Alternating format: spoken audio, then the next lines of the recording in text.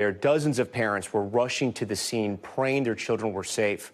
One of those parents, Vincent Francoual, got a call no parent wants to hear, that there was a mass shooting at his 11-year-old daughter's school. He rushed down to the school where thankfully he was reunited with his daughter, Chloe.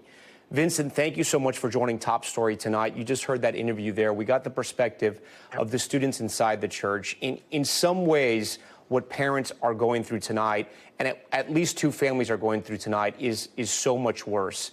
Talk to me about what happened when you got that phone call, and what does a parent do when they get a call like that?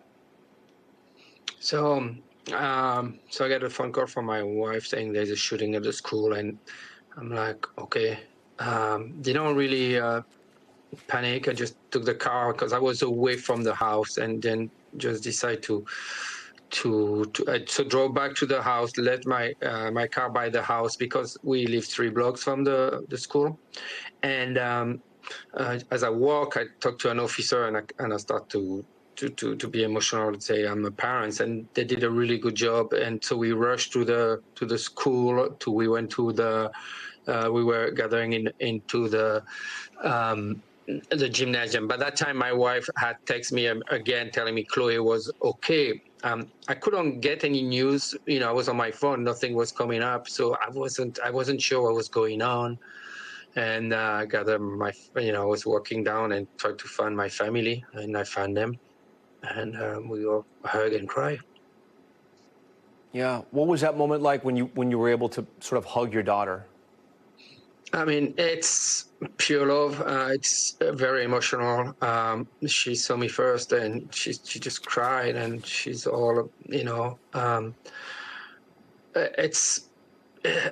wasn't sure what was going on, and I decided to don't go to the panic mode. I decided to just say, okay, let's take one step at a time. And I wasn't sure how bad he was. But as I got to the place, I saw how bad he has been. And so at that moment, you just hug each other, and you're so happy. And you just, everything is like coming at you. You just have time to think. So, and then after that, they transfer us to the auditorium. And as the news came in and we found out about injury, we didn't know there was 2 kids who lost their life at that time. And we found out much later. And I don't know what to say. I mean, it's a blur. We're so overwhelmed. But we have been able to get to his other family. We're gathering all together. The Annunciation is such a tight community. It's like a small village in a city. We're all together. We happened to go on vacation, actually, with a group of 20 families last year. I mean, and so people are asking us, what are you going to do? We don't know what we're going to do. We're going to take this one step at a time. And we have so much help. I've been walking since I live nearby. I've been walking my dog around, and people come and hug us. And it's, I think for me, it's a bit of, a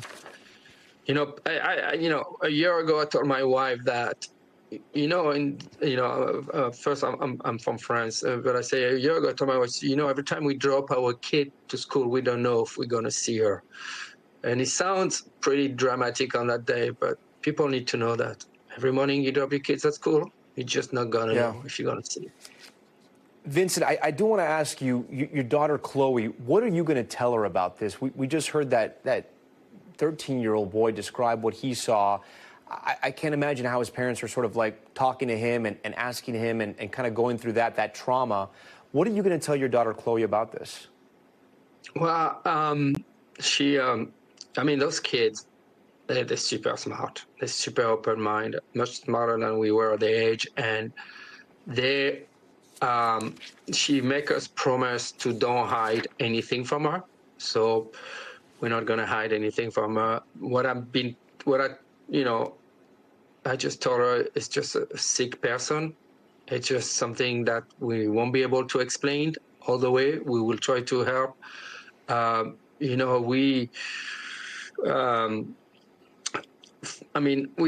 don't know what we're doing. Okay, we're just taking by the hour. I just gonna be frank with her. We just gonna tell her,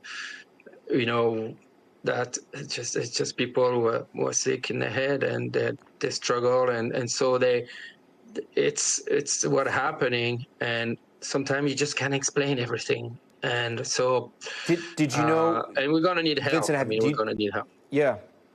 Do you know if Chloe, does she remember what happened? Did she see what happened? I know she was in the church. Yeah, so there was so much chaos. You know what she said, and hopefully I don't say this without losing it here, but we already went a bit of a counseling. She said she really thought today she was going to die. And sorry.